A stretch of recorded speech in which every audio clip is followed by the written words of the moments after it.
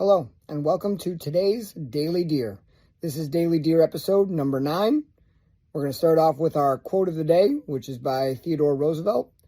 Wild places should be preserved, not because of them being useful, but because they are beautiful. And as you know, Theodore Roosevelt, father of conservation, set aside many of our country's national parks and beautiful places for us to all enjoy. The utility of that, interesting quote there, but yeah, sometimes it's just about preserving something for what it is. Not that it's going to be a subdivision and make lots of money, but to be that escape that we all look for.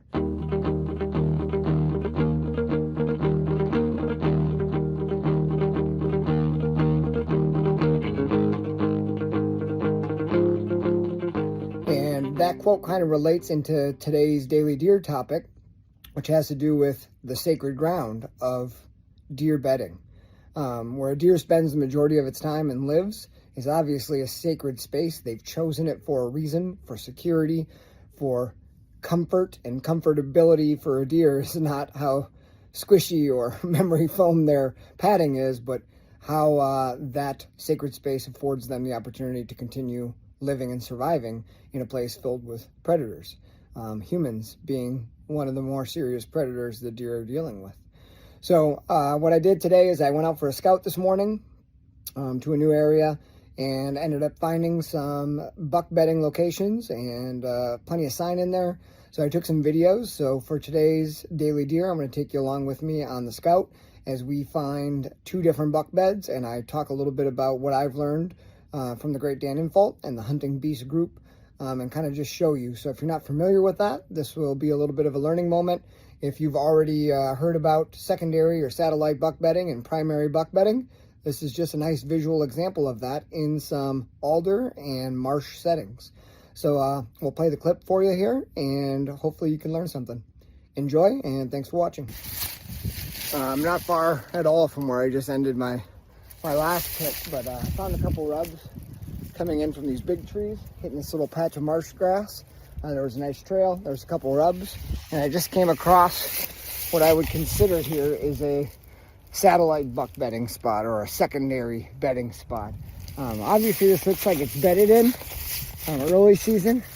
There's another little bed tucked in right there. There's old rub here from last year, another old rub from last year, and then a small rub here. So what I'm guessing is this trail leads out towards some bigger cattails over here.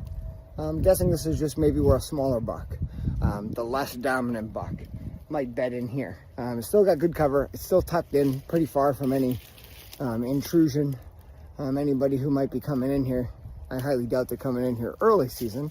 So it's a good bedding spot, but seeing these smaller rubs and these beds aren't really pounded in, it doesn't make a ton of sense that this is like an ideal bedding spot for predators. I'm guessing there's a couple big dead trees out here.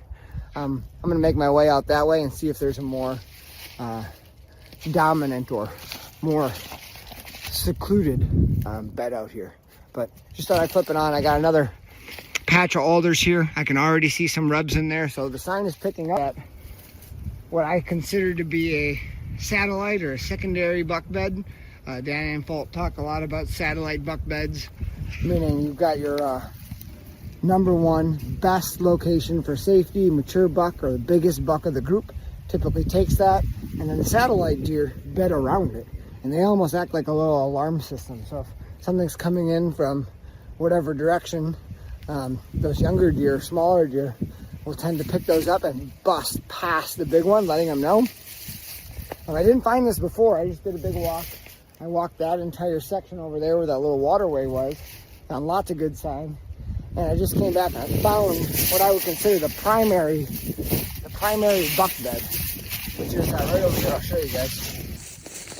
So that smaller bed is right there, and then this looks like the exit trail for what I would assume is a larger deer.